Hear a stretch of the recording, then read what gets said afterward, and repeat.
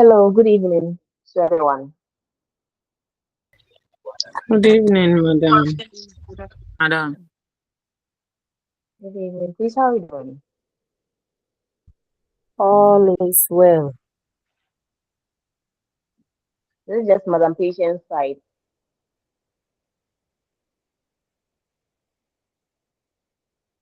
I asked how we are doing, and Madam Patient was the only one who answered. Why the rest of us are they wanted doing. to read? Madam, please, we are well Madam, by please, we are grace. well. Please, what about you? By the grace of God, I had a good day and I'm really well by the grace of God. Thank you for Thank asking. Okay, you have just 1 minute to start, so please keep informing your friends that we started to they should join. Today, I promise not to take some of your time, so by 8:30 you have to in the class so that you can rest. Okay, Right. ma'am. So before we start the class, Okay, thank you. let's just have a conversation about how what we did on Tuesday. What was Tuesday's lecture on? What was our discussion? Just put up your hand and I call you. What was Tuesday's discussion on?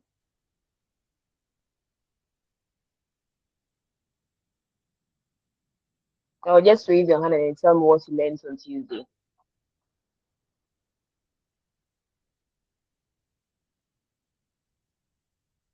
Madam Barbara. Yes, ma. Good evening, ma. Good evening. We are listening to you, Madam Barbara. Okay. In our last meeting, we discussed about resources, and All right. yes, I heard that when we talk of resources, we are talking about all the available materials or assets that we can use to meet our goals. And we also talk about the classifications of resources, and we looked at the characteristics of resources. That is what I heard. All right. Madam Thank you. Florence. Madam Florence, thank you very much, Madam Barbara. Madam Florence, who wants to You're continue? welcome. Okay, madam, I also learned about the some of the characteristics of uh, resources. That is the usability, Okay. then the interchangeability, and then the limitation. And we also learned about the principles of resources. And one of the principles was we should use enough resources to achieve a desired goal. Thank you, madam. Thank you very much. And how will you know that you've used enough resources to achieve your goal, Madam Florence? Not just Madam Florence, but the whole class. How will you know that you've just enough resources to achieve your goal? Okay, Madam Florence.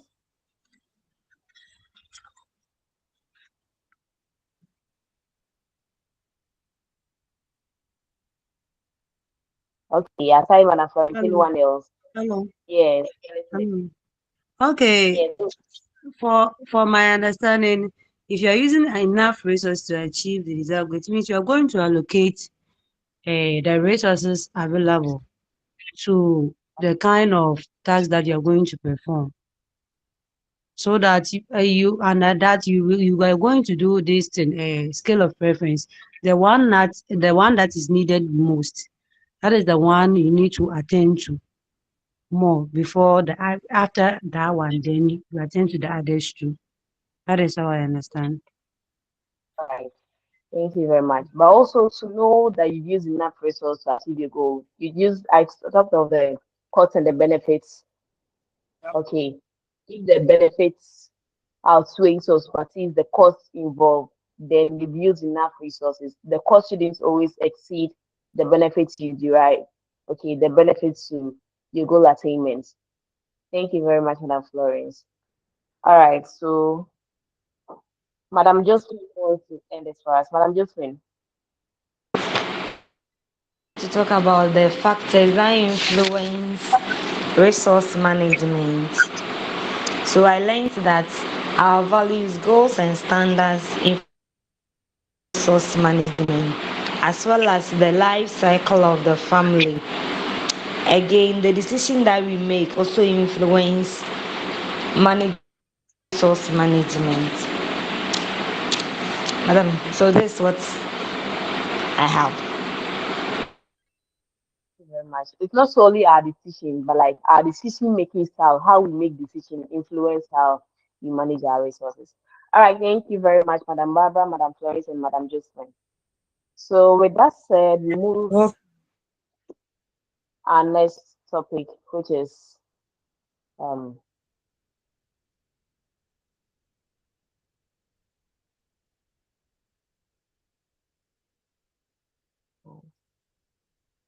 our next topic, which is time. I believe you all can see my screen, right?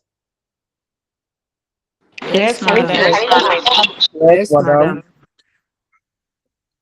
So our next was whilst discussing time and discussing resources, saying what resources are, we made an example that time is also a resource that we can use as individuals, as families to achieve our goals. We've all had experience with time before. Okay. In this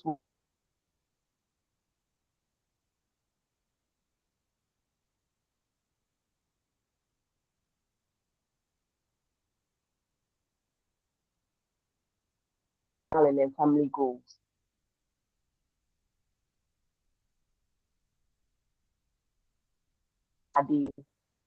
We plan our day with the times that we have.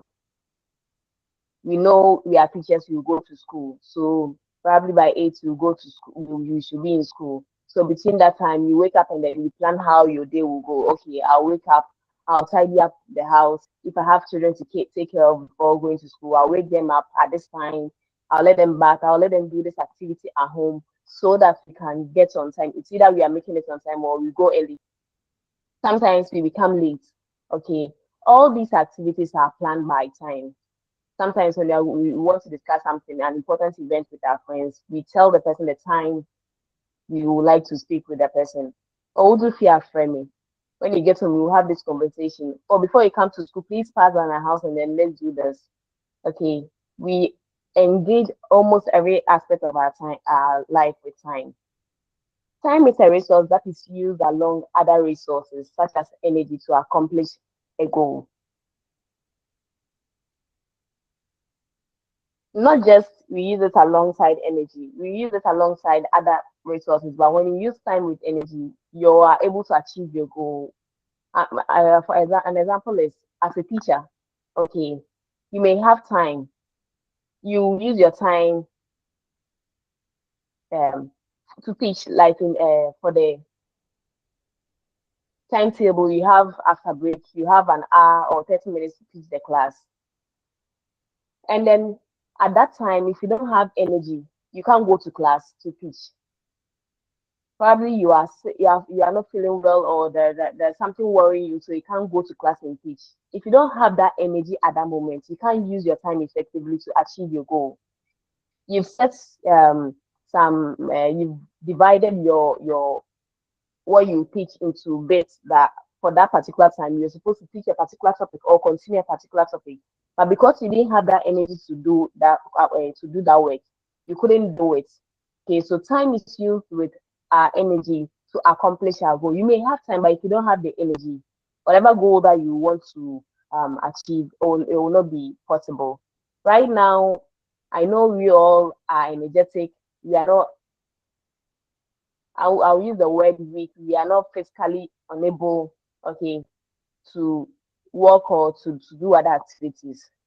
We are energetic to do most of our things. That's why most of us enroll on getting another a higher education, okay, getting another degree. If you were to be probably past 70, you might consider that, oh, you don't have enough time, and then at that time you have no energy, so probably you won't enroll to get another education, another higher education. You just be content with the education, the level that you have, the degree that you have, and then continue teaching or continue doing whatever you want to do. So time is a resource that we use with energy to achieve our goals. And then this time, everyone has it in the same amounts. I have, irrespective of where I'm staying, those in Cape Coast, those in Kumasi, those in Zenith, Accra, we all have the same amount of time. For the day, we all have 24 hours. In Ghana, 24 hours. In Nigeria, everywhere, we have 24 hours. We have the same number in weeks, in months. Okay. And then if I'm not able to use this my 24 hours, I cannot use it tomorrow. Life will give you another chance to do another activity, but you will not get what you misused or what you couldn't use. And then time can also be measured. You measure time in seconds, in minutes, in hours, in days, weeks, months, and years. So you can probably say that I am 35 years old, I am 40 years old. You can tell someone in 2 weeks' time, I will bring you this. When someone asks you the time, you can also say that it's 5 o'clock, it's 6 o'clock. So time is measured. And then time is said to be one of the life equalizers, because everyone in any part of the world has it in equal measures. As I explained earlier, we all have it in the same number. Okay, so it equalizes everything. Wherever you are, if you have an activity to be done, the same time that you use on the activity, if I'm supposed to do it in Ghana based on the resources and everything that I am provided with, I'm supposed to use the same time. Okay, that makes the time I'm giving here equal to whatever time that given to anyone at a different point. What are the characteristics of time? Just like what we discussed, every resource is limited. Okay, so time is also a resource that has limitations. So if you use your 24 hours, if you wake up in the morning, you should know that by evening will come, and then you've exhausted that your Monday, today is Thursday, 5th March. Okay, we woke up in the morning, and then this evening has come, so we are almost ending our Thursday, 5th March 2026, and this time will not come again. Okay, so it is limited. Time is also measurable. We measure time with a watch. Almost every house has a clock, or when our phones have watches. Students, when they come to school, they have watches that they can look and then measure time. It's either they are saying it's 1 hour past 12, it's 12, it's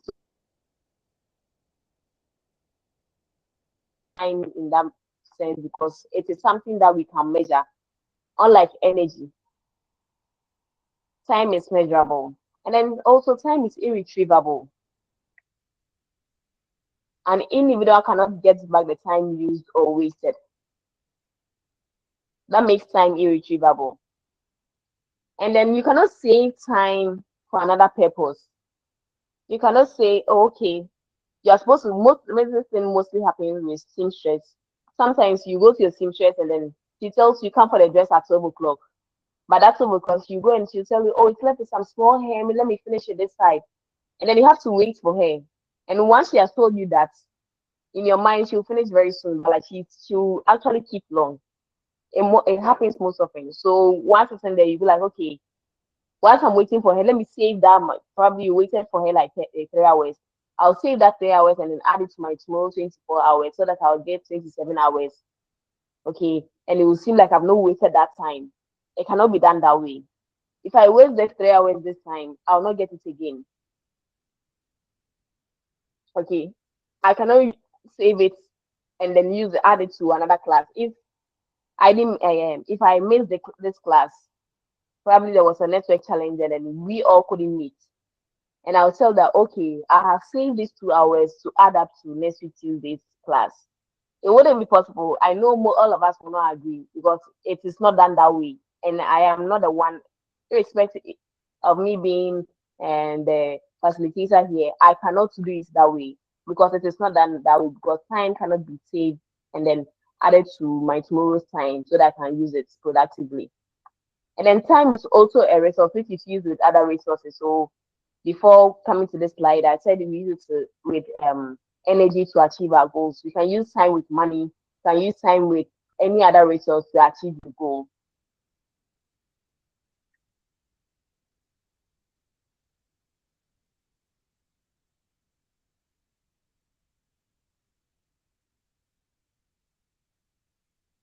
Okay, so let's go to time perceptions. Time perceptions, how we perceive our time. Okay, just like making decision is different for everyone. The way I'll go by is if I have something to a task to do, how I'll decide and then go by it will be different from how you also will go by it. And even sometimes when we are in a group and then we are assigned to do a group work, how I approach the work will be different from how another person will approach the work, unless we all sit down and agree on one thing and then we go by it. If we don't do that, everyone will approach it differently, and then I will not be comfortable, you will not be comfortable, and then it might end in chaos. So that's the same for time perception. We all perceive time differently. Okay. And then depending on how we perceive our time, it influences how we go by things, how we plan our time to achieve our goals. Okay. So the first one that I'll talk about is people perceive time to be in a circular motion. Okay, so those people are called circular perceptionists. Those people perceive time as it revolves around, as it is in a circular manner, or it's in a cyclical direction. So to them, they see an event that if an event happens this time around, it will go out and then it will come again, and then you will have such events again. And as it happened when the clocks there was an era where we didn't really have clocks, okay, to measure time, that it is 5 o'clock, it is 10 o'clock, it is January, it is February, it is 20. People weren't experienced that, so they use the seasons, okay, the seasons, and then how for farmers, they use the rainy season, the dry season, they experience how it is, and then they plan their things, their activities towards it. To them, they know that if it rains for this certain time of the year, another season will come and then it will not rain, and then another season will emerge and it will rain. So they know that it will come again. So it goes and then it goes, it meets another thing, it meets another thing, and it will come and meet again. So just like an example is also like festivals. When we celebrate a festival, this let me use this Independence Day. If we celebrate Independence Day tomorrow, we know definitely that next year, this same time, 6th March, there will be another celebration.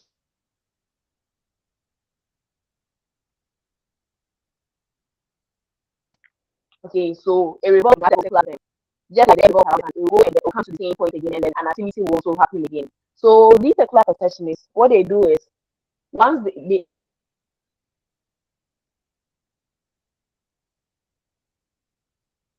they plan their life around it. That if I'm supposed to eat something, so let's say if I'm supposed to make a cake, I have to plan during the rainy season so that I'll get enough rain to fall on it, and then at that time I won't get my harvest.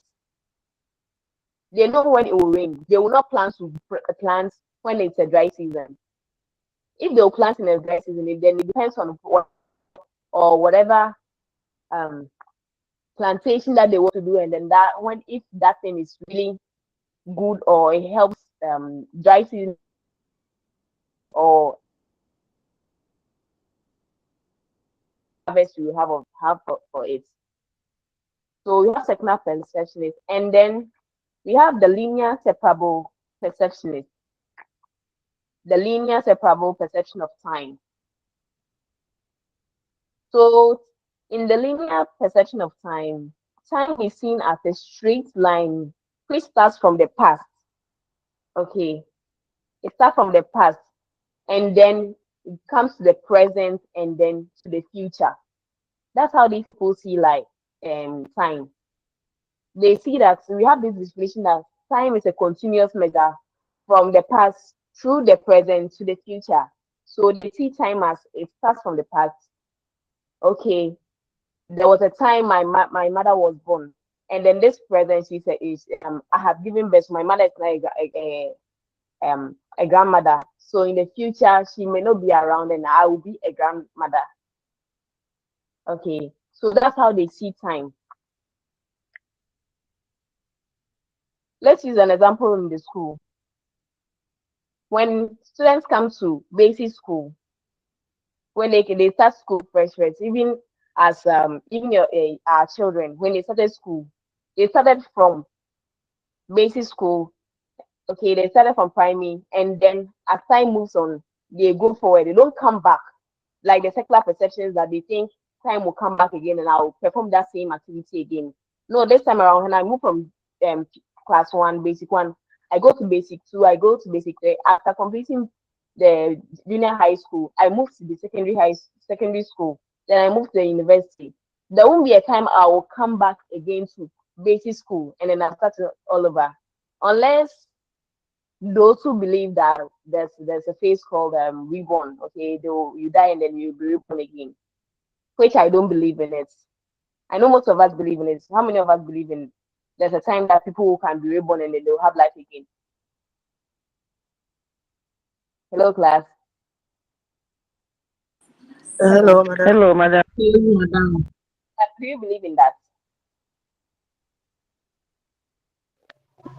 No, no, no, no. So there's no time that people No, can be reborn. please. So there's nothing like that.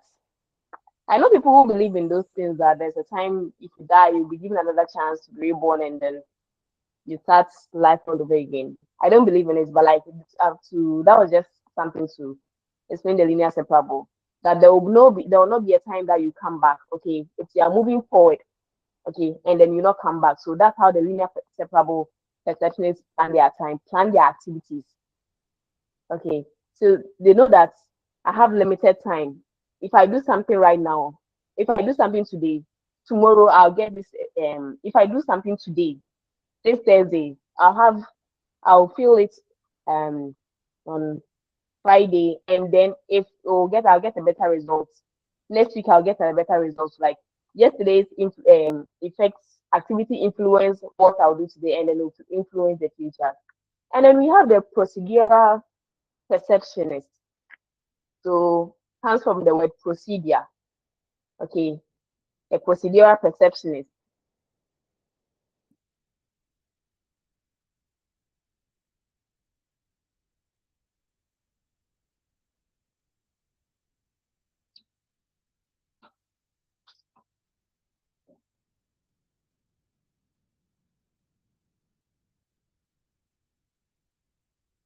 So to the procedural perceptionist, um, perceive time as the process of doing something, doing it well, rather than spending the amount of time you spend on it. Okay. So to them, completing a task is important than finishing it quickly. That's how they see time. They don't base on it that okay, well, I'm going to prepare Ghana soup, and I've been given 10 minutes. So I have to finish preparing the Ghana soup within 10 minutes. They don't think of the time that they have to use it for. They think of the procedure. We all know the procedure Ghana soup will go through for you to get a better one, for you to not harm the person going to eat it. So if I'm able to spend a lot of time on it and then produce something better, why don't I do it than timing myself that in 10 minutes I have to finish because I have other things to do. It takes time. Like every other activity, baking, especially cooking, all those things, it takes time. So to them, they feel that my time is the time I will spend on bringing something good rather than doing something very quick and then it won't be something good and have to wait time again and then redo it. So that's how the procedural perceptionists also perceive time. And then we have others who also see time as a resource. Okay. So to them, they feel that time is a resource that I have control over. Time is a resource that I can manage. Okay. It is something that if I want to accomplish a task and then I plan that every day I will do this in this manner, I can achieve it. So to them, they can achieve everything that they want, provided there is time. They can go to school anytime, provided there is time. It is just like any other resource that we to achieve our goals. So like it can be controlled, they'll manage it well so that you achieve whatever goal that they want to achieve. And then we have the activity-based perceptionist. You have the activity-based perceptions. Somebody was children. Where are you going?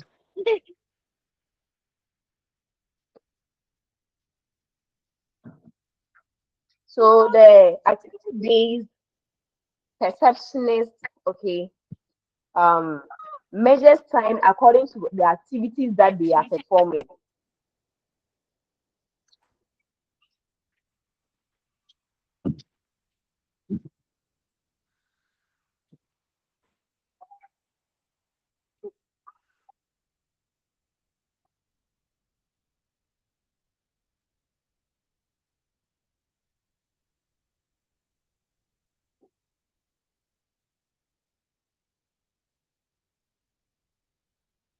Sorry for that. So I was talking about the activity-based perceptions, okay, and I said they measure time according to the activities they perform rather than the specific clock hours. So these people, when they're having a conversation with you, they'll be like, if you ask them what time they will come, they'll tell you when I'm done with what I'm doing, I will come. When I'm done with what I'm doing, I will come. Okay, let's meet after school.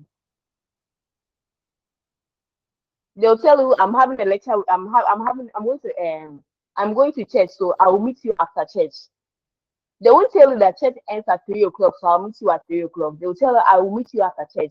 So depending on the time, okay, that activity ends. That is when they see time. So they don't really mention time that okay, I'll wake up at 12 o'clock. I'll wake up when the cock crows. So if the cock will crow in the afternoon, that is when I'll wake up based on when the activity will finish or will take place. As teachers, I know most of us we plan our vacations or our holidays when school vacates. So depending on when school vacates, that is when our holidays will start. If there's supposed to be something like we all remember when COVID started, COVID-19, it changed our routine, our calendar. So most of our things changed. So when school resumed, it wasn't following our regular thing. It's right now that things are getting into that manner. But like when things were not in that manner, it is when you vacate and then you have your holidays. So that's how an activity-based perception also thinks and then plan his or his life around it to achieve his or her goal. Are we okay with the time perceptions? Yes, please. Yes, Yes, madam. please. And then let's move to the subjective time sense. Subjective time sense. So as I said earlier, we've all had experience with time before. Okay, how we feel time. We've all experienced time before. So subjective time sense refers to how a person personally, okay, feel and experience time in their mind.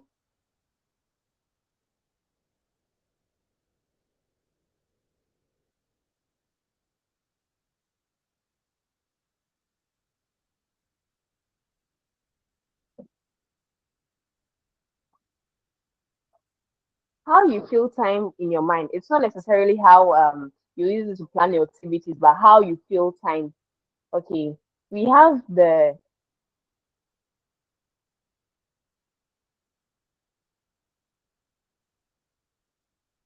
subjective time sense have 5 dimensions, and then the other historical time sense the biological time sense, tempo or pace, and then we have continuity. And this is different from one person to the other. Okay, as the time perceptions were kind of sometimes related to a group of people or how some individual a group of people think, but this one is just one person, how I feel, I experience time, and then that's how I reason with time. Okay, so the first one that we talk about is the historical time sense. So we are talking about how people understand time based on past events and how they experienced it in their societies. Based on some past events, okay, we can all say that there used to be a time where in schools we used to beat a lot. You come and then we'll be doing mental, and then they'll be asking you 2 times. So if you are not able to, it's like it's fast. When the teacher says it, you have to respond to it quickly. If you're unable to respond to it, you're given like 3 lashes or 4 lashes at the points, and then you go to the next person. But right now, it is not. It's things they are saying things are not supposed to be done that way. So teachers are not having the experience with the students. Teachers are not doing that to students on the field, and then this has influenced how students behave. So when you're having a conversation with students, other colleague, and then you see a student is misbehaving, and then you as a teacher, you can't do it. You can't really punish the student that much or hit the student that much because you are not supposed to do that. You have this conversation with a person, and you be like, if there was a time marker, this is what we used to do during our days. By now,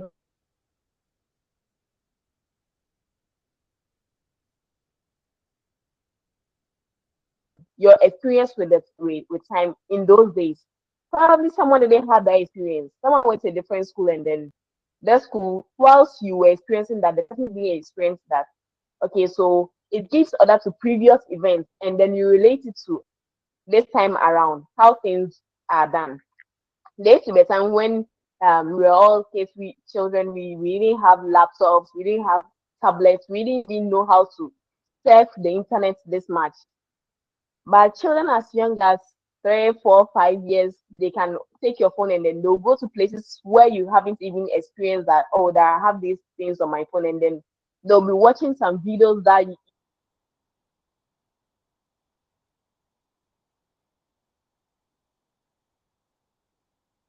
you haven't even bothered even think of what. Okay, you did that at time when I was young like this, I was only having a phone. By now, I'm sitting by my book reading, but you are sitting, you are watching. Instead of learning, you can talk like that. So that's the person's historical time that is giving account to. And then we have the time sense. So time sense is our ability, okay, an individual's ability to feel the passage of time without looking at a clock.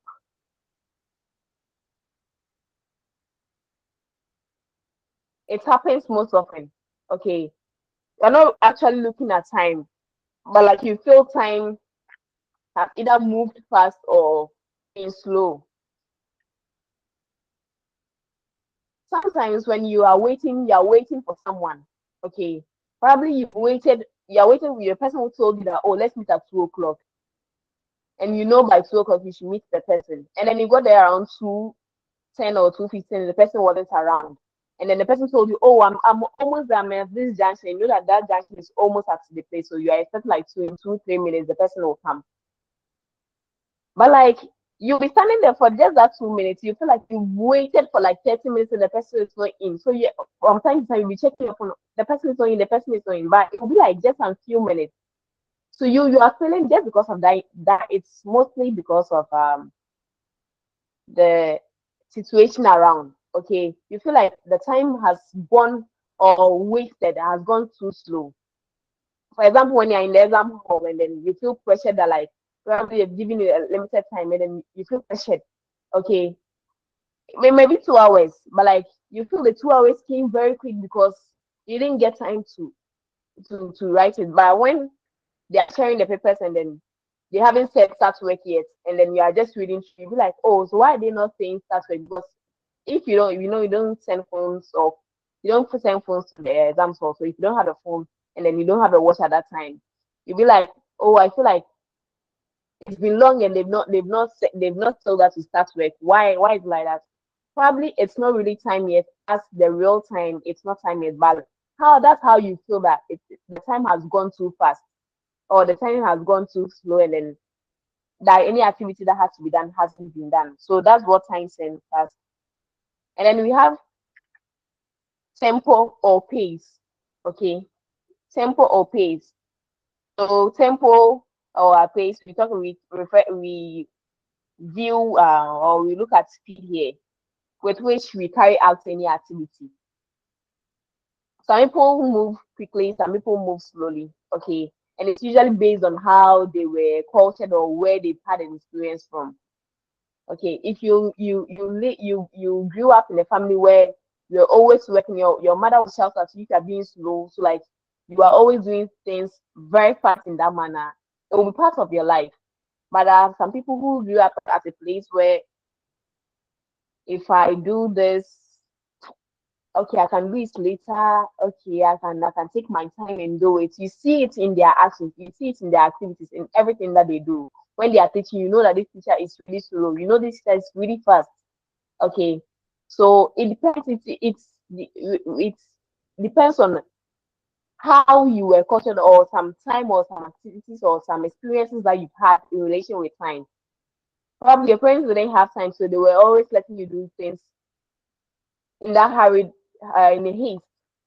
Okay, so when you're talking about the time or tempo, the tempo or pace, we have two people that we look at here. As I said, those who are slow and those who are fast. We have the monochromic personality. Okay, this is a person of low involvement who schedules one activity at a time and becomes disoriented if many things are to be done at the same time. The person cannot focus on two things at the same time. We have people who can do that. Okay, they'll be managing this one, taking care of the child more, cooking, washing, and they can combine like two, three activities at a time and then do it. But we have those who, if they combine two tasks, they won't know what to do again. Then it's either they stop both or they don't meet their goals. So you have those with low involvement, and you have people who are have that high involvement, that have high energy to do that. Okay, they are the polychromic personality. They are people who are comfortable engaging in many activities simultaneously. These people can do it and also do it the very best of it. And then we have the next one called continuity, the subjective time sense. We have continuity. Okay, continuity is a link of past, present, and future activities. In continuity, people become attuned to the flow of time and then their personal identity over time. So to those who have this continuity sense, they feel like time moves smoothly from the past to the present into the future.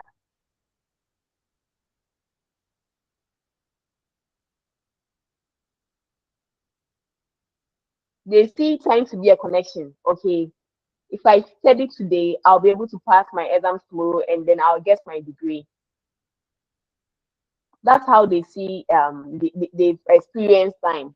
Okay, they feel like if I do an activity well today, it will influence tomorrow's activity and then it will influence my future. So they see it as it has a link. What I do today, if I don't do it well, it will affect tomorrow's thing and then it will affect next week. So as mothers, sometimes when they are planning their time, they know that okay, let me do this thing on Monday so that by Wednesday, sometimes let's say they are washing school uniforms or they are ironing school uniforms, they'll be like, okay, I won't have time for the week.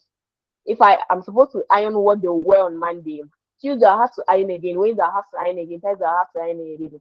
What if I iron everything today?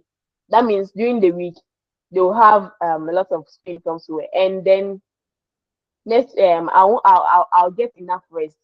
That's a future thing that they're thinking. But like if I don't do it today, that means I'll be doing it every morning, and then it will influence probably how I'll set my time to go out or meet goals or meet some specific tasks that I have to see to. So this is how these people see time. They feel time. They've experienced time. That if I do something today, it will have influence with tomorrow and then in the future. So their activities or whatever they do, they feel like I should do it in that manner. Mhm. And then we have the biological time sense, which will be explained in a different one. So let's move on to types of time. Types of time. The types of time that we have. We have one, the clock time. The clock time. And this is based on the regular movements of the earth in relation to the sun. So we all know the movements are of the earth around the sun. It moves in 24 hours. Okay, it revolves around the sun in 24 hours. So, and then we have 7 times in a week, and then we'll go to a month, and then we'll go to a year, and then it continues that way. So we measure it with a clock, and then it is the same for everyone. And then the next one is the biological time. The biological time is an internal clock within the human body which prompts the occurrence of certain body functions. Okay, sometimes let me use this as an example.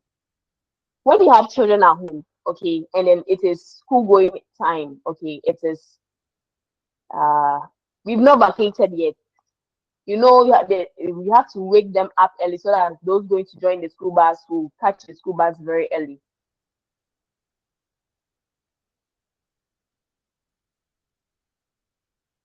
Hello, hello, class. Yeah, Hello, madam. madam. Hello, hello. Hello, Hello, madam. madam. Hello, madam. We are here. Oh, madam. We are You are here. here. You are available. Thank you, madam. So let's go back. Okay, so the biological time when students are still in school, okay, they wake up very early. Some will wake up very as early as 4:30, as 4 o'clock, so that they can catch bus in Accra and in most of the busy towns. You have to wake your children very up early, so that they can catch the bus, or you can even drive them to school and then come back to whatever work that you have to attend to. So they are used to waking up very early. So every day they are waking up early. Okay, when they vacate, and then you know that it's vacation, so they should wake up like they vacated, so you feel like they can sleep more, and then you have time to do your early morning chores before they wake up, and then you continue day. But that's it. If you wake up, they wake up. I bet we've all experienced that.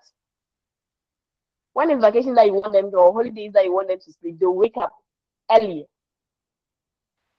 It's because Yes, madam. their biological time is accustomed to that. It's like at that time they wake up, even if no one wakes them up, they wake up at that time. And then when school vacates and then they are during the holidays, you see first 2 3 days they'll be waking up early, but as time moves on, then they'll start waking up late. Then they'll start waking up late, and then when school resumes, and then you go back to waking them as early as 4:30 5 o'clock. You wake them up, and then you see that the first day or the first week you struggle with it because you wake them up and then their bodies are used to the vacation time. Okay, it's not like they planned it, or it's not like they are using an alarm to do that. It's how their body, okay, has tuned itself to that. Sometimes mothers as mothers, we know we have chores to do, so like we wake up early to do our chores. Sometimes when you go for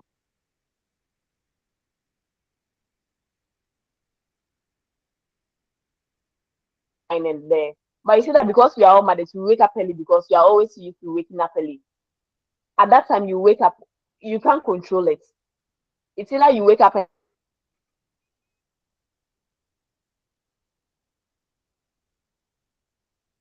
in the human body, and then it causes things to happen at that time. Sometimes, if you've been going for meetings, programs at church, okay, you are a regular person over there, like you go on time, and then you are always going every day. When it gets to that time, even if you are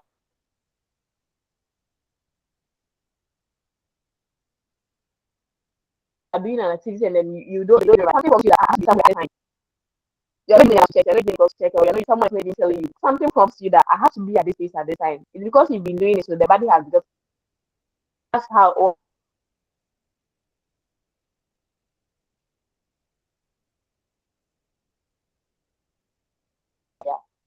This means being aware of the passage of time.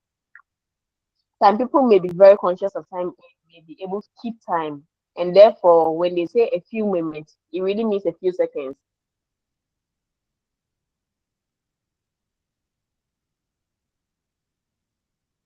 Time may seem to pass. You feel like, oh, today time has gone too fast. Sometimes it happens when we sleep. Sometimes you sleep and then you be like, hey, I didn't sleep for long. It's like you slept for just a few, like you didn't have that enough rest like you expect to feel, but like you slept at the same time. Maybe if you sleep at 10 and then you wake up at 5, it was the same time that you slept, but it felt like I did change time to do. Or sometimes you feel like you've slept and then so you wake up and then it's 3 o'clock. You sleep again for 3 to 5. You feel like you slept like for like 24 hours. Okay, it's just uh the psychological time in place at that time. You are just feeling it at that time.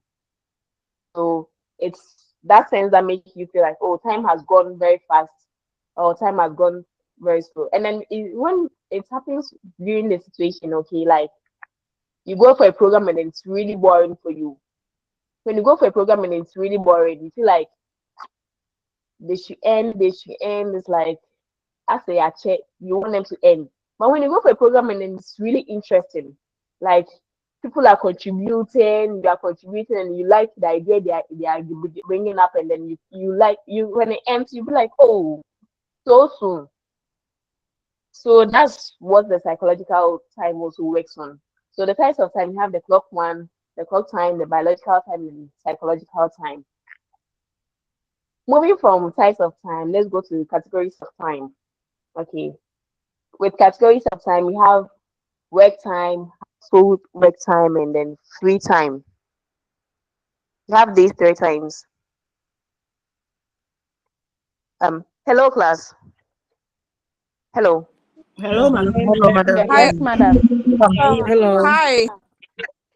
We Yes, give did. me like 2 minutes to please give me like 2 minutes to attend to something very quick. Okay, yeah, I'll come very soon. Okay, madam. Okay. Thank you.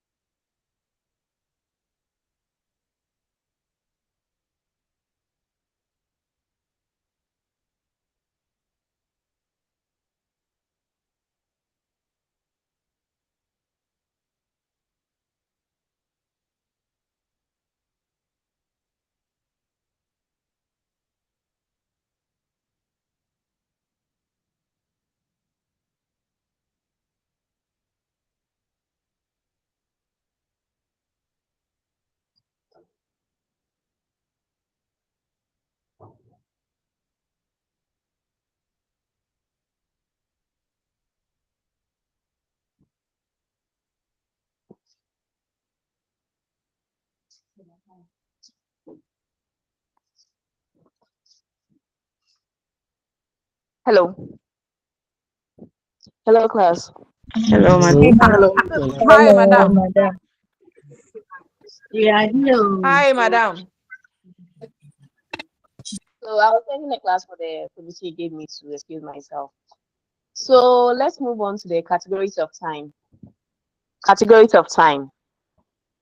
I said we have three categories of time. You have the work time, the household work time, and then the free time. The when we talk of the work time is the time that is spent on an Madam, hello. Yes, hello. please, please, I raised my hand. I wanted to ask something on the biological time. Okay. Um, please, the time used for church service, can that Okay. also be part of the biological time? Like if What do church you starts at exactly 7, always. on Sundays. Can that be an example of a biological time? Why do you think it's? Why are you saying? What influenced your question as it's a biological time? What do you? Why are you asking that? I know it's clarification, but why? What influenced it? Like the time being specific and then repeated, and then always maybe mass or church starts exactly at that same time. Okay. Maybe the So priest does or the pastor doesn't wait for anybody, but immediately at 7 he enters. Even though okay. you are So late, he um, will start exactly at 7. all right. So Madam Edupoke, I understand your question.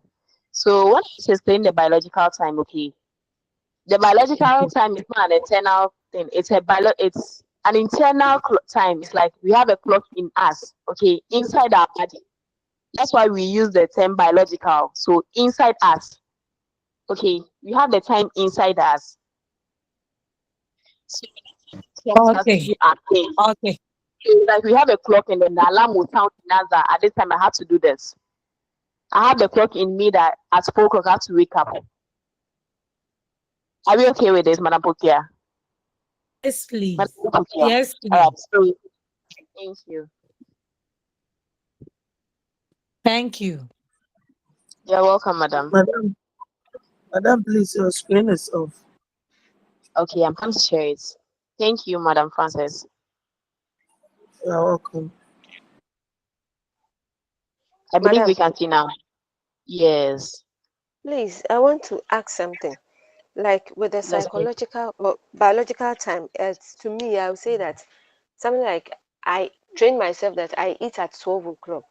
So for every 12 o'clock, my body will give me that signal that I'm hungry, I should eat. That you're hungry. Yes. So that's fall under biological time.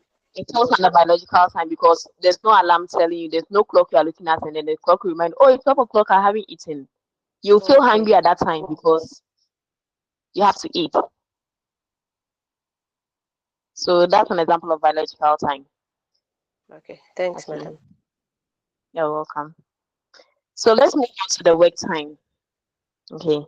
This is the time that is spent on an income activity, economic activity. So if you spend time on an income generating activity, the emphasis is on income generating activity.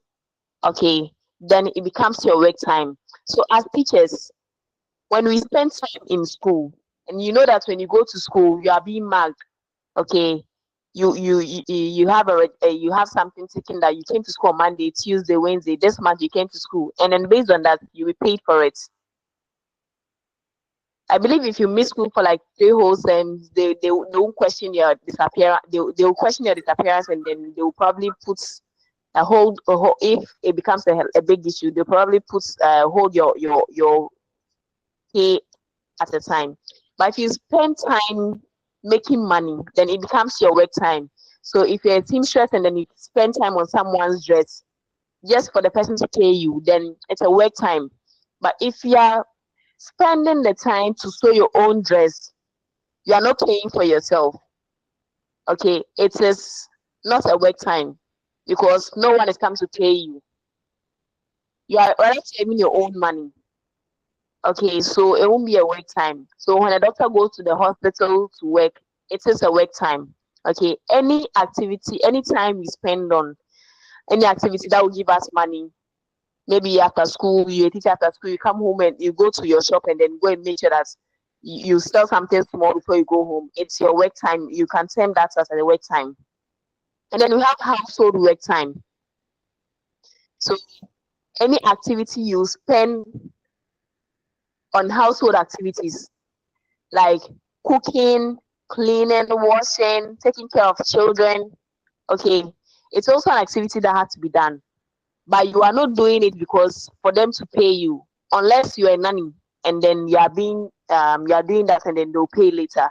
The family will pay it later.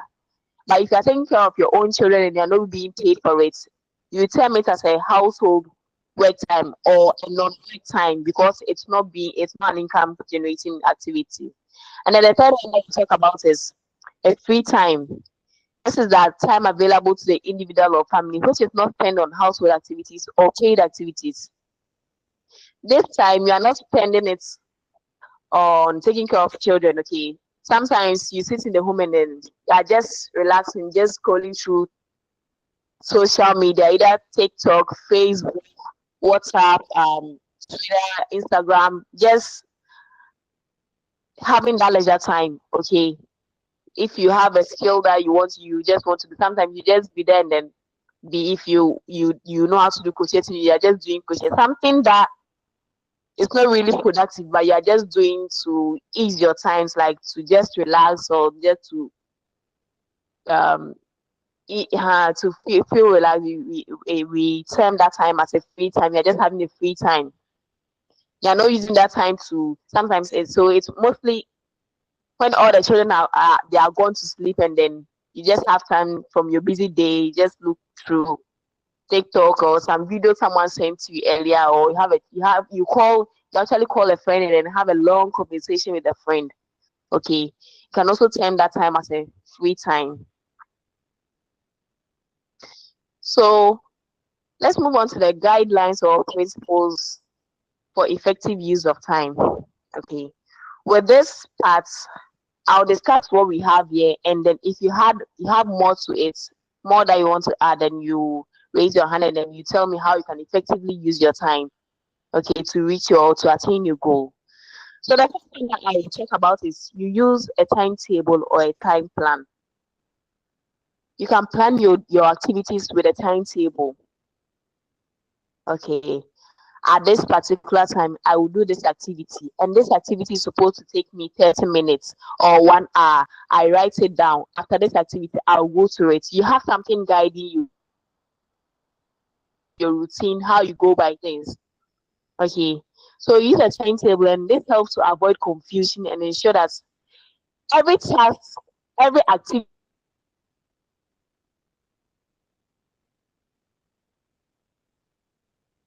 that you have to perform at a specified time without you missing it, or you getting tired.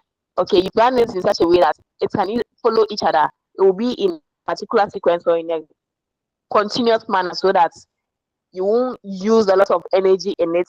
You won't exhaust yourself while trying to achieve your goals or cater for some tasks.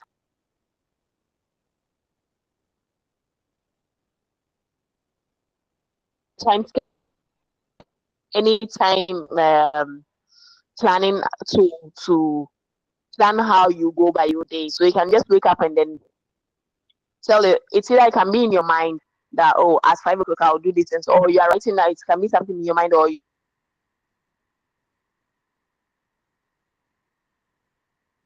just write them down and then you follow. And then help you use your time long. We have also have to do related job at a time to avoid confusion. Related job at a time to avoid confusion.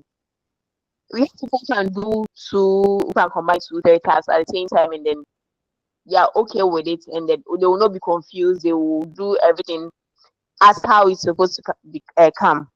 But we have some of us who, as I talked about, the monochromic and then um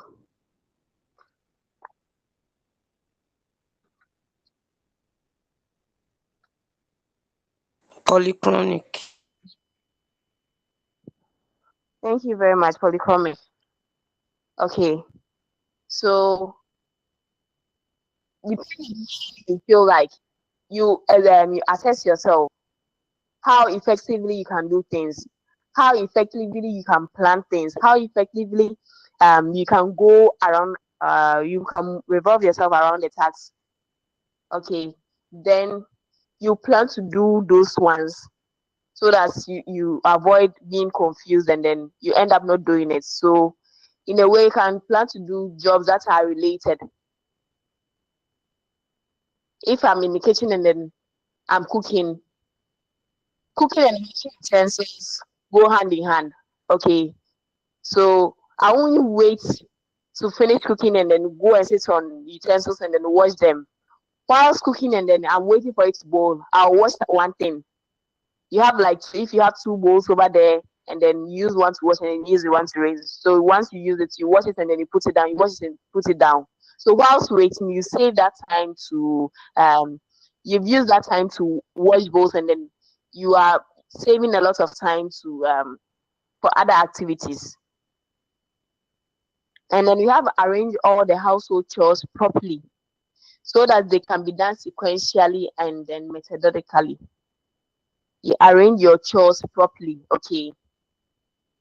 You see, there are chores, there are some activities that we do as a prerequisite activity for another activity to be done. So just like cooking stew, you have to blend tomatoes before you can use it, or you have to cut it before you do it. Okay. The blending or cutting the tomatoes serves as a prerequisite activity before your main goal of preparing the stew. So whatever household chores that you have, you arrange it in that manner that if I do this, I'll be able to do task number 2 easily, which will also let me run smoothly to task number 3.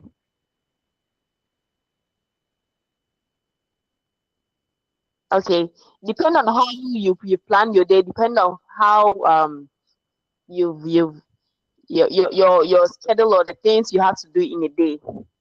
You make sure that you plan them in such a way that when you're going to do task 2, it won't let you go back to task 1 and then complete something before you do it. You probably use 1 hour to perform task 1, and then you're going to task 2, but you didn't do what you were supposed to do you didn't finish doing it, so you have to come back again, and then you spend like 30 minutes to finish the task 1 before you go to task 2. When you move to task 3, you realize that in task 1 hour, I was supposed to do something, then you come back. You coming back to cater for it will waste time. Why don't I plan it in such a way that, okay, I will do all these activities, and then when I'm done, I'm not coming back to it again. Let me move to a different activity, and then I'll go to a different activity. So what activities can we do plan? Like you can list like 3 activities, and then how you can plan them for them to move in that manner, for them to move in that sequential manner. Can just put your hand up. Hello. Hello, class. Hi, madam. Yes. Hi. Yes. Madam Tina. Yes, madam. Please, example is, let's say, being a teacher in the classroom. I have books to mark. I can teach after teaching. Let's say I can go around whilst the learners are doing the exercise. I'll be marking their exercise too concurrently. Then after the class ends, I've finished my marking. Very good. You can do that to save time, okay? So that you make effective use of your time for other activities. Thank you, Madam Menetina.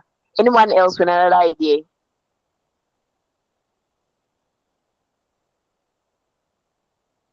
Anyone else?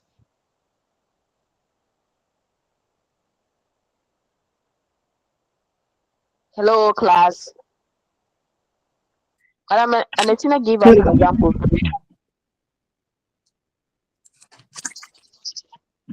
Madam, Yes, Madam Barbara. please, another one too is, let me use this section as an example. Whilst we are doing online lectures, maybe you have some cooking to be doing. So you put it on loudspeaker while doing the cooking, then you'll be listening to the lecture. At the end, both the cooking and then the lecture will be achieved at the same time. But do you think you can cook and then listen to lectures at the same time, and then get what if it's not a recorded class, you get it while cooking, then you go and write some notes, you go and jot down some notes, something that I've said, you go and jot it down, kakra. Do you think we can do it like that? It depends on how you have typed your. Okay, so that's how we go. The whole class, that's what we've been doing. We put it on loudspeaker and then we go by activities, right? Madam Barbara, that's what we're doing. Oh no, we are sitting here. Recording the audio. How many of you have your phones on loudspeaker and doing other things? Tell me, they tell me. Madam, Almost everyone sometimes may. you can be watching and then be recording the audio as well. Oh, it's recording it, so I think you surely get it. Yes. Oh, it's not a bad thing once it's a recorded session and then you can play it again. Okay, it depends on how good you can grasp it and at the same time concentrate on your food. Okay, it's a good example too. All right, thank you. So let's move on. But Madam Baba, Machimu, that's what you've been doing.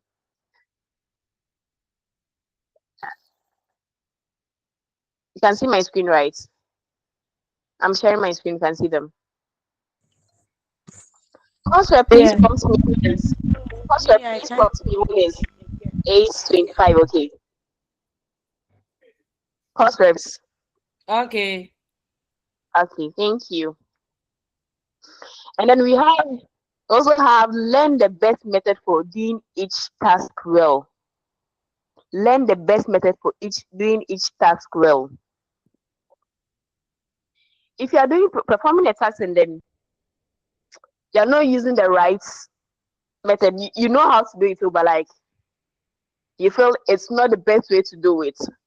You waste time because one, don't have you don't have confidence in yourself that you get the results that you are expecting to get. Okay. It will make you feel like I might be able to do it, I might not be able to do it, and then there will be phases where you'll be thinking about the possibilities that okay, let me add this to it. It takes time, it drags time. So whatever activity that you are going to do, you learn the best way to do it, so that when you go to it, you've done it, you are done with it. If you set 30 minutes for it, you're done with the 30 minutes, and then you've achieved it, and you move on to other activity.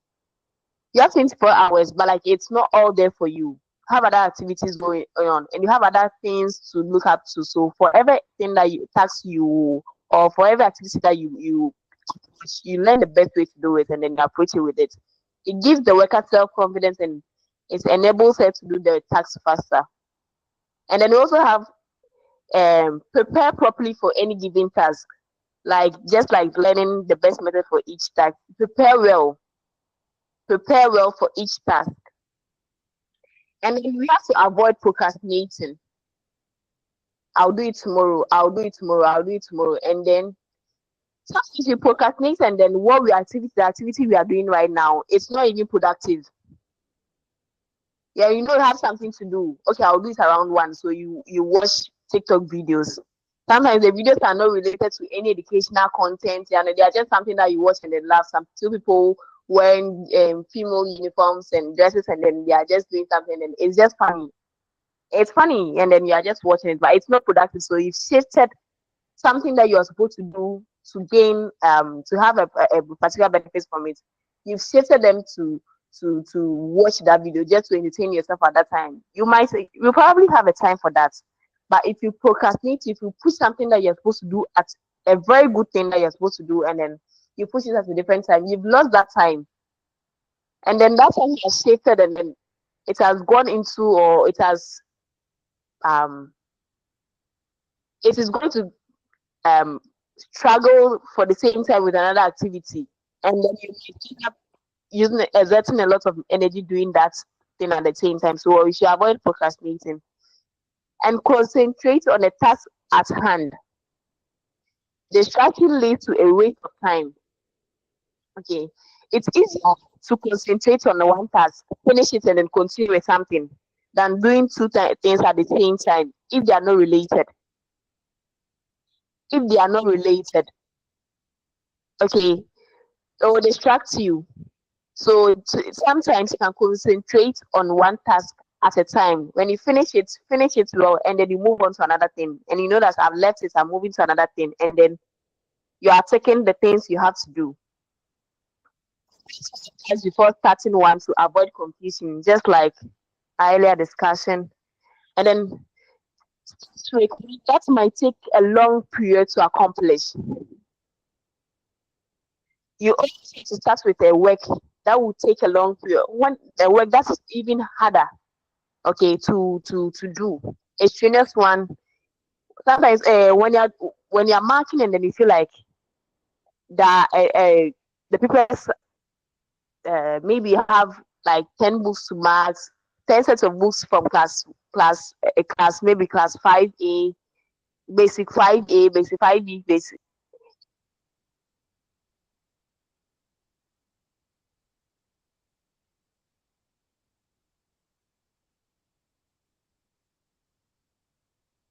With the smaller number and then you move to the higher number. When you finish marking the 2, when you finish marking the books that have 3, you finish marking the books that have 5, and then you realize they have like 10 books to mark, like, hey, now that maybe. But you always start with those that will take a long period to accomplish, and then you feel like, okay, I'm descending, I'm getting to my goal. And probably use equipment for various jobs. Use the right tool for the right job. If you need a butcher's knife to cut to be cutting fish or to be cutting meat, you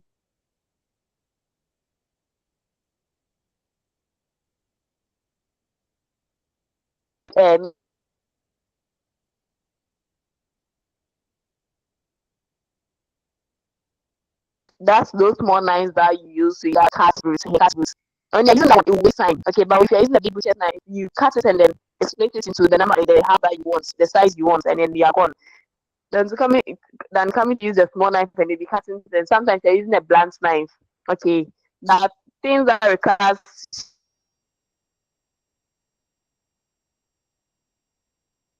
sharp knife. Sometimes there are things where you don't really have any influence or have any effect on it. But if you're not using a sharp knife, it will waste your time.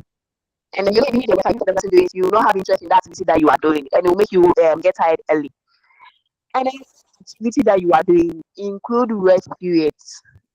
Okay, take time to rest. I know we all have things to accomplish. You have a lot of tasks to accomplish, but we should include rest periods.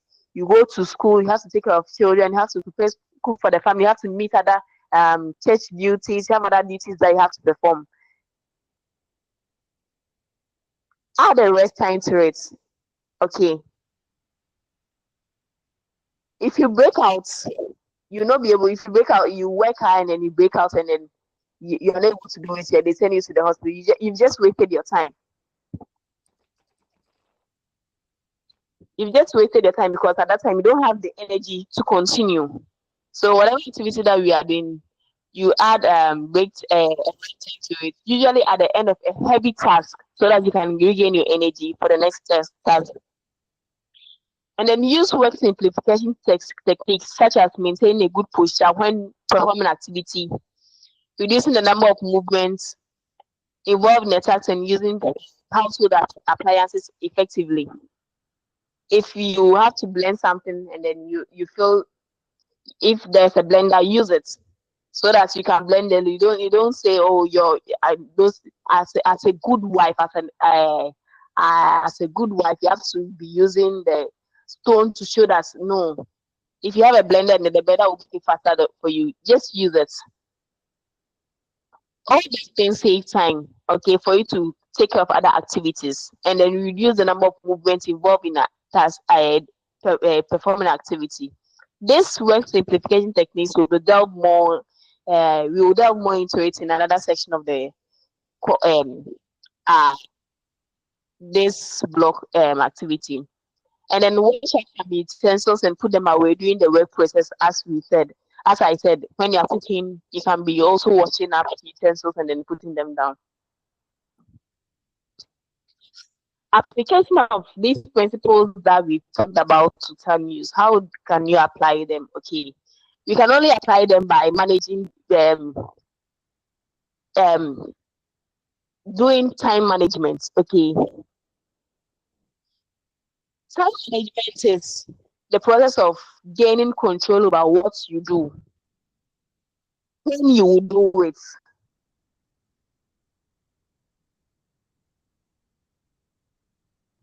how you do it, and why you do it. I am the emphasis on the what. When you are going to do it, how you do it, and why you are doing that activity.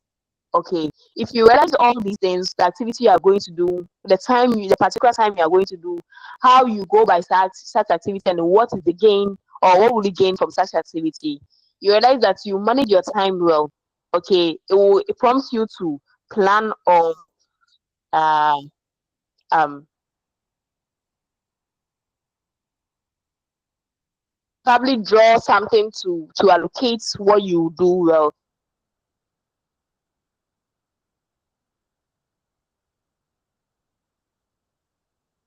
That needs to be done. So it starts by the first thing is you plan time use.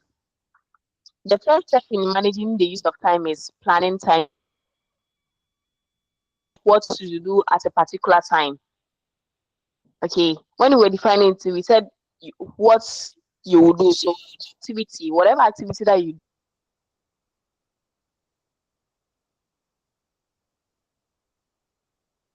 5, you wake up, and then you have 30 minutes to tidy up the house or prepare the house for the children to wake up so that you and take them to school, and then you also continue with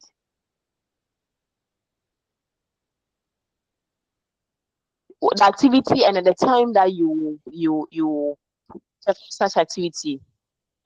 So it's either you can use a time plan to do it. A time plan. A time plan simply has your activities and at the time that you do it. Okay. And then it helps the individual to take an overview of the entire day, which leads to some balance in daily living. So whatever activities that you have in the day, you can have them in mind.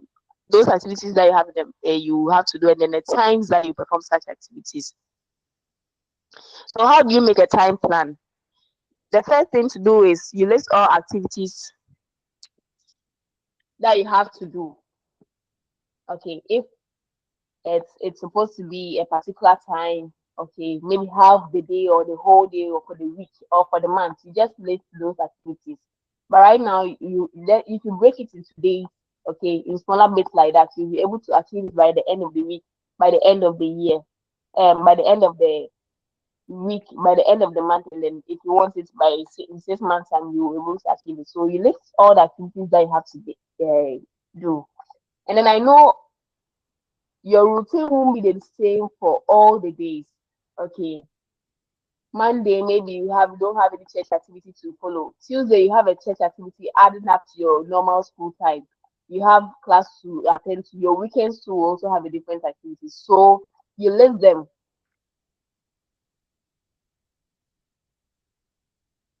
And then you estimate the amount of time that will be used to accomplish each task. So for each task, you write on it, okay, I use 30 minutes to, it's an estimate, okay, you might be able to achieve it within less than the time or more than the time that you've allocated for it. And then you compare the total estimated time for all activities that you listed with a time not allocated to any task. So probably you've allocated time and then for the calculations that you've done, you have to spend like 13 hours of the day of the 24 hours, and then you have some the 24 minus the 13 is 11 hours. So you now compare the time to it. If you feel there's a balance in it, if you feel it is okay, it is what you want, then you now come back to determine the exact time each job will be accomplished. So I set 30 minutes for each thing. Okay, it was just the time frame. So now I come back, okay, I'll wake up at 5 o'clock, and then by 5:01 to 5:10, I have to finish with this activity. 5:11 to this time, I have to finish with this activity. Then you put exact time for each job. So just like this that I have here. So 5:36 a.m. tidying up the bed and sitting room. 6 o'clock to 6:15 a.m. taking bath. 6:15 to 6:50, preparing and serving breakfast. So it comes in this order. Okay. So the last one, 7:30 a.m. dressing up and leaving for work or school.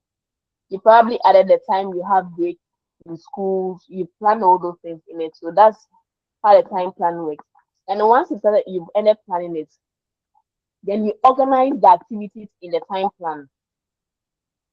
So with the organization, you you've already arrange them in an orderly manner. Okay. And then at this time or at this stage, you assign responsibilities to other people who can be involved in the activities. if you live alone, it's if you live alone and then you have to wake up and then tidy up your room or set up your early morning, you can do it alone. But during the day and other activities, you can involve other people. But here, like the case, most of us live with families. Okay, either our spouses and our children or our relatives that are extended or nuclear families.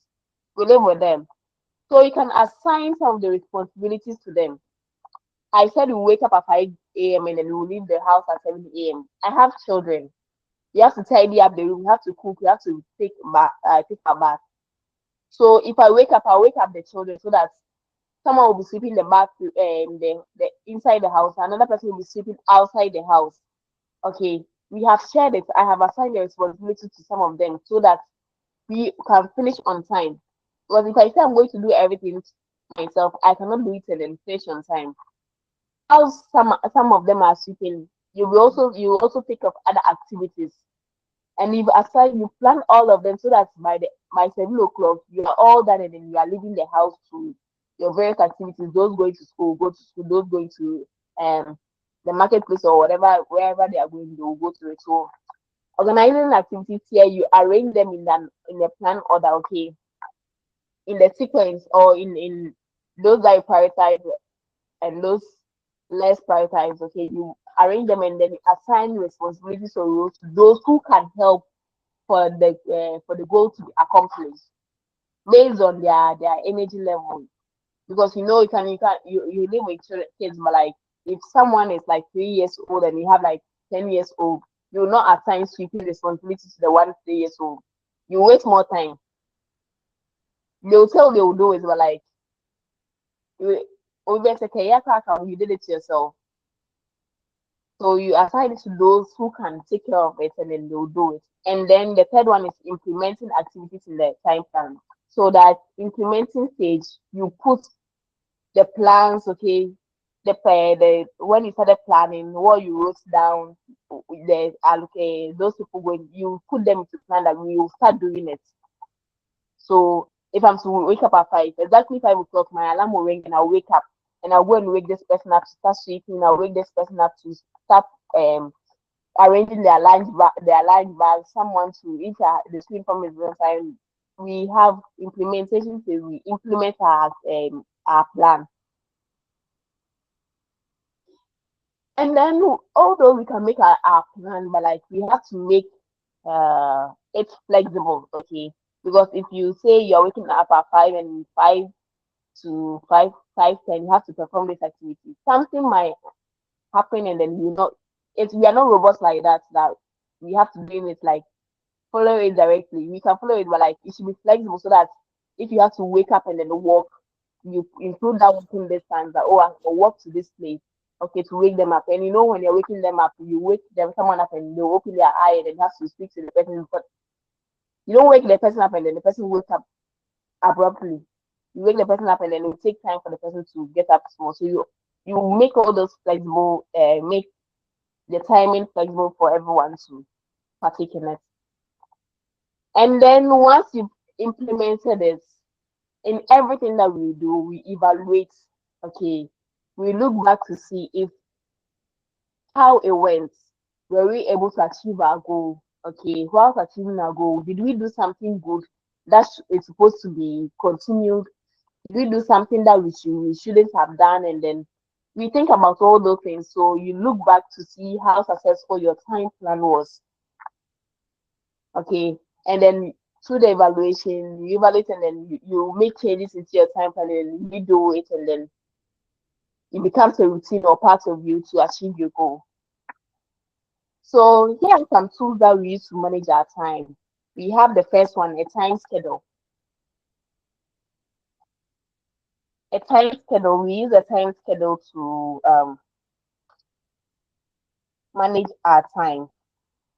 So a time schedule is just a list of hours in a day with things to be done that are filled in the right places. So based on the picture I have here, Monday, Tuesday, Wednesday, Thursday, Friday. So this is the person's week time schedule. Okay, at 6 to 7 on Mondays, I'll eat breakfast at 6 to 7, and then it goes through from Monday to Sunday. 7 to 8, I'll get ready. It goes through for the same thing. So you can see that this is how the person has planned the day to look like. And then we have a time pie. So you can, if you're not using a time schedule, you can also use a time pie. So just like the pie chart we all know, your time will be in this, okay, and then you allocate it, or you divide it into 24 hours, and then each section will show which activity that you will do for that day. So we have from 24 o'clock to 7 o'clock. The person says he will sleep and then wake up at 7 o'clock, and then have breakfast at 7 to 7:40, and then from 7:40 to 8:30. Okay, so from breakfast 7 o'clock to 8:30, you have breakfast, and then you go to school from 8:30 to 3:30. That same time, the person is supposed to be in school. So you've seen how the person has done it. So you can have something like this, and also you can use it to plan how to effectively use your time in the day. You also have a time log. So with a time log, it involves making a list of all activities that has to be undertaken in the day, and then the amount of time that you use. So it's not really like you are following it with a time log. It gives you it's like it's a plan for the future, and then it records how time was used in the past. So it will influence how you go by activities in the future. So you realize that, okay, for every day I'll use like 30 minutes for my devotion. Okay, I tidy up for 10. I use 10 minutes to tidy up my room. I use 25 minutes to clean my room. It will give you a fair idea on when to start and then when to end. Okay, so sometimes you not plan it that I will follow in this on the other, but if I have to tidy up my room, then I have to use 25 minutes every day. If every time that I will tidy up my room, I have set a time frame like 25 minutes, I have to finish. I don't have to exceed 25 minutes. And every time I'll sleep for 6 hours. Okay, you set a time frame for those activities. It's not necessarily that on Monday at 6 o'clock I'll sleep at 10 and then wake up at 3. If I'm saying I'm going to sleep or rest, that means it should be 6 hours, irrespective of the time or the particular time of the day that it end up. It should be like 6 hours. So that's the time log. Then you have a to-do list. Okay, you write every activity that you have to do. So sometimes when you're going outside or you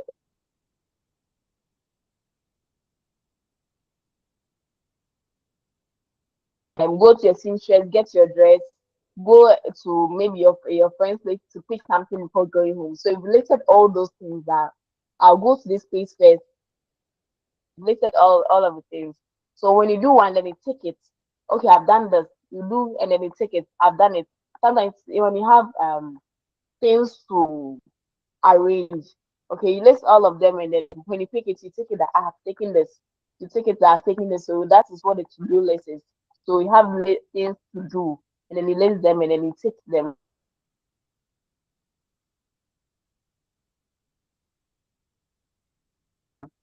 When you do them, and the indicators, the one that goes up, okay, the one that goes up is your peak hours, okay.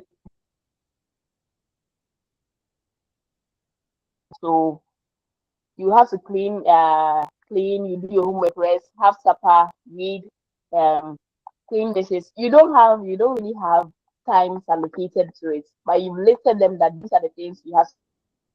Show the peak, that very thing to show that it is indicating that I have something very specific to do. Okay, so you've written that one down, and then so when another person is reading your time plan, you know that okay, this is something important. This is the okay. All the rest of the activities you have to do them, but they are not really the main activities as the ones you want them to stand out. So this is how the landmark time plan also look like. And then we have the clock time plan. So it involves indicating the clock time and assigning activities to the various times and vice versa. So it's just like the time plan. Okay, you get up at 5 a.m. You do your morning devotion from this time to 5:30, 5 to 5. You've added those times to it. Morning devotion. You wasting now your time in an activity, and then you are planning your activity with the time, and it, so that one too also is the clock time. So there are factors that will influence you planning your time, not factors that will influence you to not make good use of your time. I'm not saying that, but there are factors that will influence how you plan your time, how you allocated, um, why you allocated 5 o'clock to a certain activity. Okay, these are some of the factors that will influence it. We have the first one, your peak load hours. Your peak load hours. Everyone have this experience. In fact, all these the factors, the peak load hours, the prime time and the downtime. Okay, we all experience it. In every day, we have a time that we do a lot of activities. Okay, we have so much work to do that you won't get time to do other things. Just like as teachers like this, we know that from probably 8 to 3 o'clock you are in school, and then all activities are supposed to be school-based activities. It's not that time that they will schedule a family meeting that, oh, when Tuesday 9 o'clock 9 to 12 o'clock we'll be having a family discussion. No, you know that at that time you are supposed to be in school and you have a lot of activities to attend to that you can't come for family meeting. So that is the time, and then it will influence how you plan your time. So if there's a family meeting, you tell them to shift it after school. It is after school that you will have time. Okay. So the peak load hours is the time that you have so much work to do. And then we have the prime time. The prime time is the time of the day when the individual is most active. When you assess yourself, you know that there are times that let me use an example like going to learning. Okay, there's a particular time in the day that you learn, and then you feel like you can grasp the concepts very well. To some, it's early in the morning when they wake up and then they finish with their devotion, or they don't even do their devotion at that time, maybe from 3 a.m. to 4 a.m. If they study, it takes better than doing it in the evening. To another person, the person does it in the evening. Okay, in the evening when it's maybe after watching news, or from 7 to 8, or from 6 to a particular time. You feel like at that time when you study, it takes better than a particular time, and then this will influence why you put your study time at 3 to 4 or at 7 to 8. We have our downtime. It is the period when an individual has low energy. Okay. At that time, you feel like you can't be productive enough. Okay. So some people who after school they are really tired, and then once they get back from school, and then they are done cooking, serving everyone in the family, making sure everyone has eaten, and they're that like at that time, like it is rest that comes into their mind. They can't take their book to study at that time. They can't look at other things effectively at that time. It's like they are tired. So the best thing that you can do is just lie down and then have rest. So that's your downtime. And then once you realize that at this time, most okay, someone can have theirs in the morning or in school after they are done with teaching in teaching their period. You know, at that time you are tired, so you won't put any major activity over there. Okay, like studying, you won't fix your study time at that time because you know at that time you are really tired, and then whatever you learn, you will not be able to grasp it well. So you influence how you plan your time, the real time that you allocate to that activities you allocate to that time. And then we have sequence the flow of activities. Okay, you know what you have to do, and because of that it has influenced how you plan your time. You know that I have to do this activity, then do this activity, then do this activity, and if I do this activity I'll be able to do activity 2 and then do activity 3. So it will help you list, okay, your activities based on your time. Well, okay, if I wake up, let me do this activity so that I'll be able to um perform this activity. Okay, let me iron all their school uniform for the weekend, and let me prepare like two for the week that will take to this to school. So That means when I wake up early in the morning, I'll just be preparing rice and then I'll add it to their stew and I'll package everyone's bag for them to go to school. Okay, so you look at the sequence and then you organize activities based on it.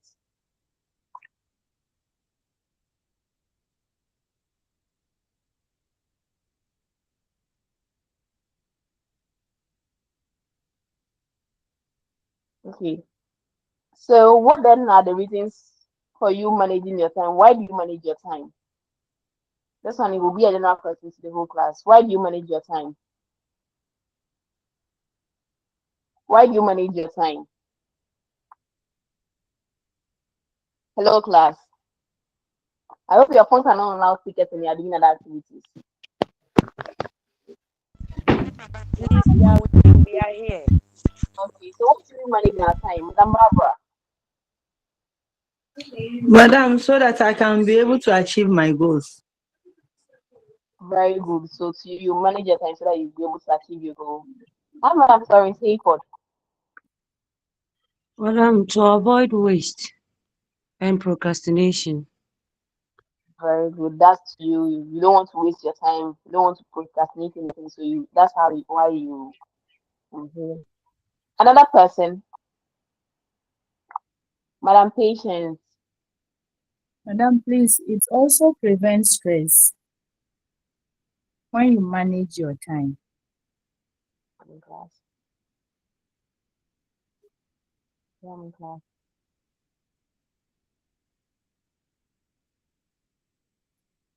Okay, Madam, please come back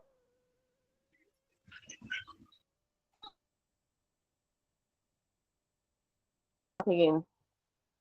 Anyway, Madam, it also helps you to do your work sequentially. okay, thank you. It helps you to do your work sequentially. I have Madam Eletina and then Madam Comfort. Madam Eletina. Please, managing your time help you to do things in order and get things achieved at the right time. Okay. And then Madam Comfort. Madam Comfort. All right. So let me share my screen and let's continue.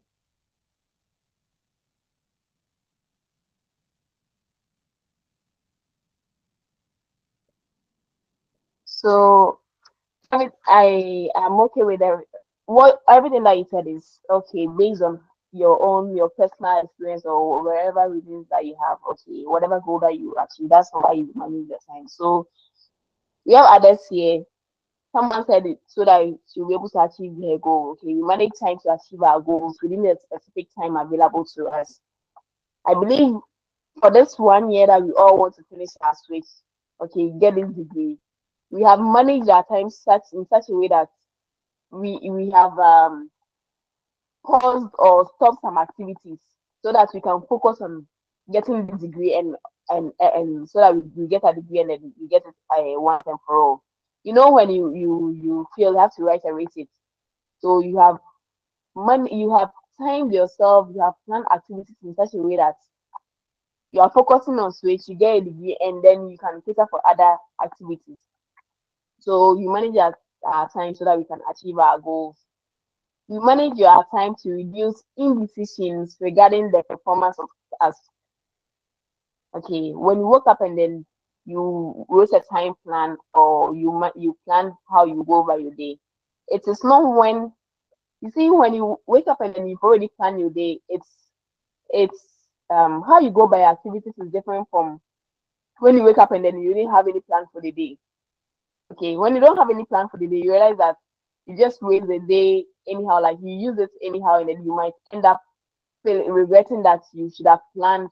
Okay, so you manage your time to reduce indecisions regarding the performance of tasks. Okay, yeah, I feel like hey, that's not should have performed this task. Or I should have gone to this woman's place to take my things from her.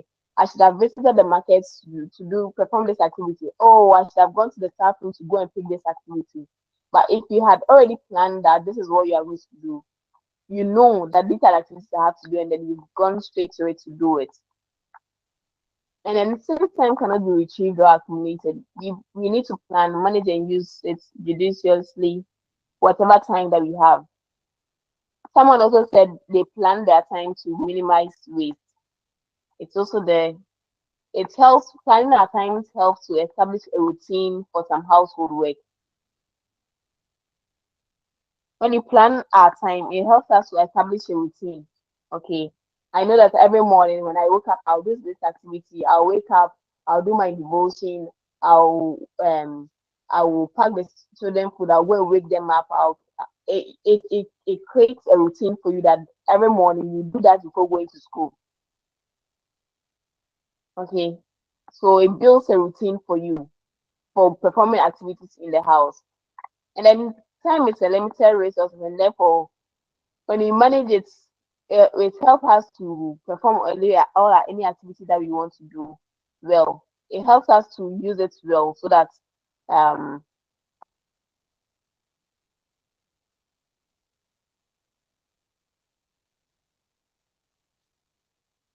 if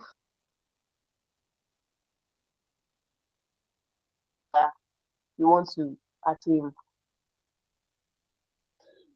Planning helps the individuals and families to develop resources or recognize priorities in life. When you plan, you prioritize some things, okay?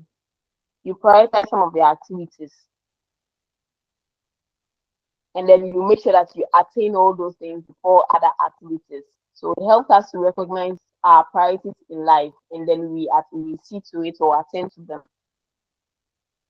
We have constraints to effective time management. The first one that we'll talk about is procrastinating. Procrastinating. Procrastination, as that's normal wise saying that we regular wise saying that we always hear, procrastination is the thief of time. Okay. And you procrastinate, you push your time forward back to do perform another activity which you could have done at this time. And then mostly we procrastinate and when we are just tired or feeling lazy to do some activity. If you feel like procrastinating, you force yourself to do the activity. Okay. You force yourself and then you do activity and then you do it and then it is done. Then you move on to another task. So in what ways can we avoid procrastinating? You perform unpleasant tasks first. Whatever activities that you have to do, you perform the unpleasant ones first. If you perform the pleasant one first, okay, then you go to the next activity, perform the unpleasant one. Like you will not feel motivated to do it. But when you perform the unpleasant one first and then you move to the next one, which you like, you'll be motivated, you'll be happy doing it.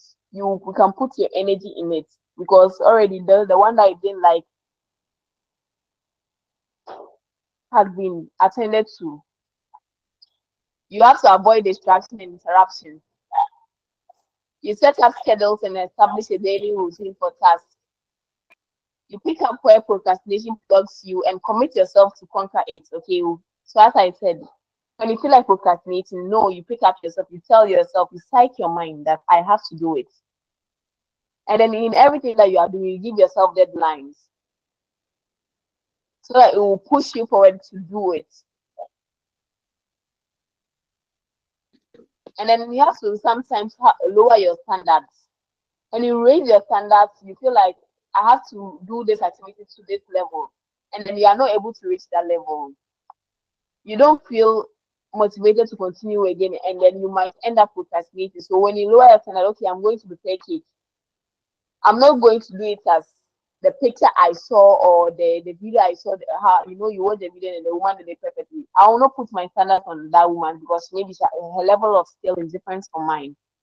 Okay, so I'll make sure I'm going to present a cake. It should be presentable, but not to her level. When you lower your standards like that, at least you can aim to actually to do something, get a better result at the end. And then we have habits. Habits. It's like your way of doing something. Okay, your routine of doing something. It is something with you. That's how you approach every task. And then sometimes it's not every occasion or every time they have to approach that task the same as you approach it. Because if you are slow in an activity and then you approach it like that with every task, you might end up not getting enough time to complete another task. Okay, so based on how you are, you see yourself, how you go by things, you look at how your personality is. Are you someone who is very slow? Are you someone who is very fast? Then in allocating your task or planning your day, you you organize it in such a way that you can achieve it within the time frame. If you let someone help you, you will do it. Okay, you include that person or you plan the person in that thing so that you can um get to the deadline or get whatever goal that you have planned to achieve. And then also we have workaholism. There are some people who can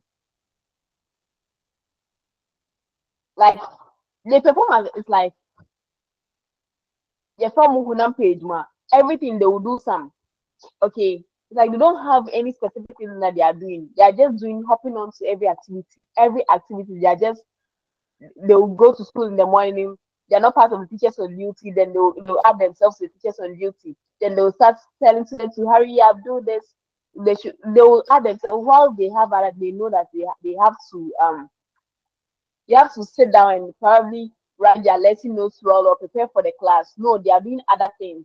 I know as a teacher you have to help, but like the list for that week, you're not part of those teachers on duty. But the person will be part of it. And then whatever activity that's going on in the school, oh, you only teach us to do this activity, the person will be part of it. You're doing other activities, and all those activities are not yet to your goal. When you do all those things, you do it small, small, small, you waste your time, it shifts your focus. You're not able to focus or concentrate on one thing that you are doing. And then when you keep on doing that, it makes you tired. Okay, you've gone around telling students to keep quiet, they should go to the classroom, they should make sure that they or their morning chores or their morning duties, they've done it. Madam, please, it's 8:25. Just some time. All right, thank you. That's the last thing that we are doing. So there's the last slide. Then we are done. So that also wastes time. Okay, so it's also a constraint to making your time. So this is one where we end our class, and then if you have any question, let me come here and then turn off. Am I showing my screen? I'm not showing my screen, right? I'm not sure. So we've done with today's class. We talked about discuss time. We identify what time is. Okay. We talked about characteristics of time. We talked about perceptions of time. We talked about the type of time that we have, types of time that we have, the categories of time. We also talked of application of the guidelines to effective time management and some tools that we can use to manage our time. We talked about factors that influence time planning, reasons we discussed some reasons why we manage our time and then constraints to effective time management so that we don't waste our time. So this is our discussion for today. If you have any question, we have like 4 minutes to end the class. So we just put our hand up and then Please, madam. Please, I'm I'm listening. asking. Hello, madam. Yes, I can hear you. Please, I'm asking. Is free time different from leisure time? Free time different from leisure time. So from our discussion, free time is your leisure time. Since that time you're not working on any income generation activity, you're not working on time household any household activity. Okay, Okay, so madam. in our discussion, free time is the same as your leisure time. Okay, madam. Thank you. Tina. Madam Mercy, your microphone is on. Do you want to talk to me? You want to ask something, Madam Mercy? Okay. Any question? Any other question? Okay, so with no question to be asked, I believe you all understood what we learned. Okay. So it's 8:28, and then this is where we'll end our class. So thank you everyone for joining us this evening. We'll meet next week, Tuesday, God willing. Good night to Okay. everyone. Okay, Good thank night. you, madam. Thank you. Yeah. Good Good night. evening. Thank you. Bye.